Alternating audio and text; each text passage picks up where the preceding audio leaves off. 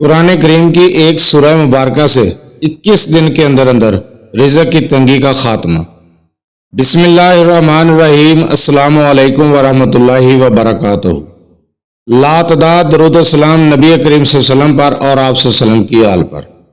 خواتین و حضرات، ہمارا آج کا عمل، ہمارا آج کا وظیفہ رزق کی تنگی کے خاتمے کے بارے میں ہے۔ اگر آپ کے مالی حالات ٹھیک نہیں ہیں، آپ مالی حالات کا شکار ہو چکے ہیں، رزق کی تنگی ہے جس کی وجہ سے آپ کے گھریلو حالات ٹھیک نہیں، گھر میں ہر وقت لڑائی جھگڑا، ذہنی پریشانی کا شکار ہیں، تو قرآن کریم کی اس سورہ مبارکہ کا یہ عمل کر لیں۔ 21 دن کے اندر اندر انشاءاللہ تعالی رزق کی تنگی کا خاتمہ ہوگا، وسیع رزق پائیں گے۔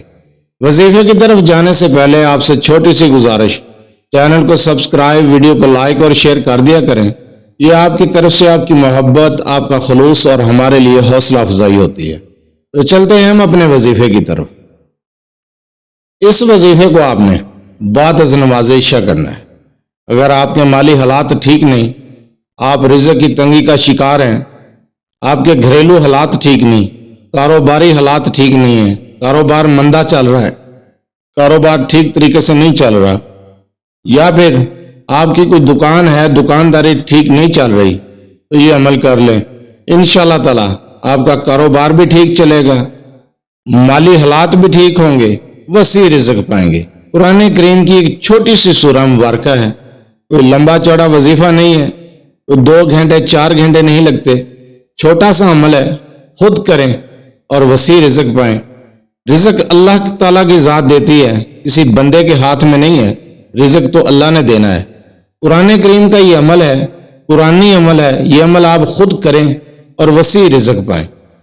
اس عمل کو آپ نے بعد از نماز عشاء کرنا ہے۔ جس جگہ پر آپ نے عشاء کی نماز پڑھی ہے، اسی جگہ پر آپ نے بیٹھ کر اس عمل کو مکمل کرنا ہے۔ ایک اور چیز نوٹ کر لیں، دوران عمل آپ نے کسی سے کوئی گفتگو نہیں کرنی، یکسوئی کے ساتھ، دل لگی کے ساتھ اس عمل کو کریں گے۔ انشاءاللہ تعالی اس عمل میں اتنی زیادہ کامیابی ملے گی آپ کو کہ آپ خود بھی حیران رہ جائیں گے۔ یہ قرآنی عمل کریں۔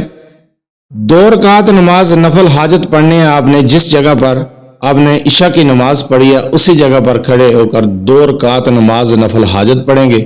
اس کے بعد اسی جگہ پر بیٹھ کے اس عمل کو کریں گے۔ اول آخر آپ نے 7 مرتبہ درود ابراہیمی پڑھنا ہے۔ اس کے بعد اس قرآنی سورہ کو، چھوٹی سی سورہ مبارکہ ہے، اس سورہ مبارکہ کو آپ نے 121 مرتبہ پڑھنا ہے۔ دوران عمل آپ نے کسی سے گفتگو نہیں کرنی، اور جس جگہ پر آپ نے عمل پہلے دن شروع کیا ہے، آپ نے باقی دنوں کی تعداد بھی اسی جگہ پر کرنا ہے، مکمل کرنی ہے۔